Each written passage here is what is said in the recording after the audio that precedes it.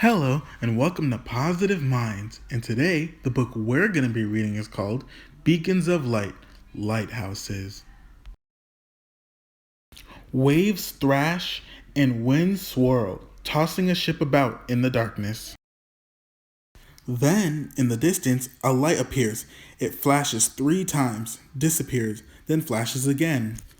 On board, the ship's crew recognizes that this is a lighthouse signal. It is telling them to veer away from something hidden beneath the water. The captain locates a rocky ledge on his chart and uses the light signal to plot their position. Oceans and lakes have always been dangerous for sailors. Storms and howling winds can carry a ship up on a sandbar or smash it to bits against a rocky coast. Lighthouses help guide ships and boats safely from one place to another. They warn of dangerous rocks and ledges, hidden points of land, sandbars, and narrow entrances to harbors. The first guiding lights were huge bonfires that burned brightly from the tops of hills. In some places, sailors watched for landmarks, such as volcanoes, glowing in the night. For thousands of years, light signals didn't change very much. When lighthouses were built, they were often stone towers with fires burning at the top. The first lighthouse in North America was the Boston Light, built in 1716. From Little Brewster Island, it guided sailing vessels in and out of Boston Harbor. Over the next 100 years, many more lighthouses were built. Most were round and narrowed off at the top to resist wind and stormy seas. The light was placed high to be seen at a distance. These early lighthouses used wick lamps as a source of light, burning whale oil or fish oil for fuel. The lighthouse keepers learned to increase the lamp's brightness by placing reflectors behind them. In 1782, a Swiss scientist, Amy Arangan, developed a brighter lamp. It had a circular wick. Then whale oil became scarce. Colza, a form of vegetable oil, lard, from animal fat, and later kerosene were used. At that time, signals from lighthouses were visible only a few miles, even on a clear night. Then, in 1822, the first modern lighthouse lens was invented by a Frenchman named Augustin Fresnel, who found a way to increase the light by using prisms.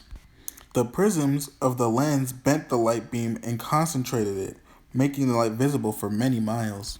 In 1841, the Fresnel's lens was installed for the first time in a lighthouse in the United States. Its beams could be seen 20 miles away at night. The top of a lighthouse is like a giant lantern. Usually, a winding staircase goes to the top.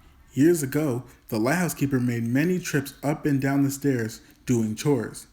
The burned lamp wick had to be trimmed or adjusted and cut off to keep the lamp from smoking. Lighthouse keepers were sometimes called wick trimmers or wickies. Lighthouse keepers and their families were kept busy cleaning and polishing the lens, shining all the brass in the lighthouse, and cleaning soot off the tower windows. The keeper's house stood near or was attached to the base of the lighthouse. Sometimes the keeper lived right inside the lighthouse. Often, there were a number of other structures around the lighthouse, called outbuildings. Everything in and around the lighthouse was kept tidy. All of these buildings had to be maintained and frequently painted. It was hard work. Some lighthouses were built on remote islands or isolated spits of land. Many lighthouse keepers led lonely lives without company for weeks at a time. During storms, their work could be very dangerous. Great waves would crash against the coast and strong winds would blow. Sometimes there were disasters, shipwrecks. The lighthouse keeper would have to help rescue and shelter poor souls who had been cast adrift in the sea. Today, lighthouses are powered by electricity. Each lighthouse has its own identifying signal, called its characteristic. There are several kinds of lighthouse signals. A light that shines all the time is called a fixed light. A flashing light has periods of darkness longer than its periods of light. A group of flashing light gives off 2 or more flashes at regular intervals.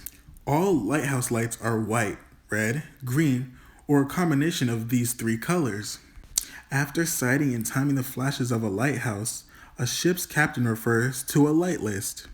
From this list, the captain can determine what lighthouse is in view and can then figure the ship's location from looking at the charts. During daylight hours, a particular lighthouse can be identified by its distinctive shape or painted pattern. When heavy fog settles in, lighthouses are difficult to see. For a time, cannons were used to warn ships and boats away from danger in a fog. Shots were fired each hour. Later, lighthouse keepers rang bells, and sometimes guns, sirens, or whistles were used as danger signals. Today, at many lighthouse sites, foghorns give off warnings. Each foghorn has its own special sound and number of blasts. The diaphone, one of the best foghorns, uses compressed air to give off two tones, a high-pitched screech and a low grunt. The high sound can be heard for 7 miles. The low tone travels farther. Lighthouses also use radio beacons to send warning signals. Lighthouses come in many different sizes and shapes. Each was built to fit its own individual requirements and location. Some of the newer lighthouses stand on stilts and hardly look like lighthouses at all. Now there are very few lighthouse keepers needed. Some lights stay on all the time, others go on and off automatically. They are maintained by the Coast Guard. Although they have changed over the years, lighthouses are still beacons of light to guide and warn of danger and to remind us of the past. Flash, flash, flash. The first lighthouses were towers, built about 2,000 years ago. The Pharaohs at Alexandria in Egypt, and the Colossus at Rhodes, an island off Greece. In the United States, there are about 500 operating lighthouses. For many years, lightships were used as floating lighthouses. None of these are used today. Many years ago, a woman named Ida Lewis was the keeper of the Lime Rock Lighthouse in Rhode Island. During her lifetime, she saved the lives of more than a dozen people while on duty. At Owl's Head Light in Maine, a famous dog, Spot, used to ring the bell when fog settled in. In the last century, a girl named Abby Burgess kept the lights burning during a storm at Merchennicus Rock Lighthouse off the coast of Maine. The storm blew up while her father was away from the island getting supplies. She tended the lights for 4 weeks all by herself. The first electrified lighthouse was the Statue of Liberty, erected in 1886. The tallest lighthouse is in a 348-foot-high tower in Yokohama, Japan. Thank you for reading with me. See you in the next Positive Minds video. Goodbye.